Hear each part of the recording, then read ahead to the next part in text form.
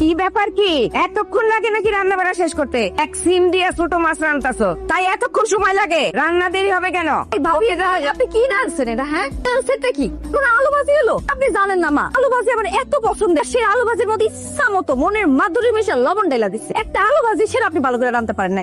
আমিও তো হেডেই কই, এত বাজে রান্না, এত বাজে রান্না। আর ওই যে কিসে জানি তো তরকারি রাঁধছে, ঝোল আর ঝোল, মনে হয় কি মাছগুলা ভাসতেছে। এটা কোন ধরনের তরকারি আমি খাইতেই পারলাম না। এর থেকে বেশ মজা। মা, আর একটা কথা সাফ সাফ আপনার কয়ে দিতেছি, আজকের পর থেকে আর কোনোদিন আমি ভাবির হাতে রান্না খাবো না, মানে না, একদম সাফ সাফ করে দিতেছি। তুই যখন কইছস ওর রান্না খাবি না, তাহলে আমিও কইতাছি আমিও জীবনে ওর রান্না খাবো না।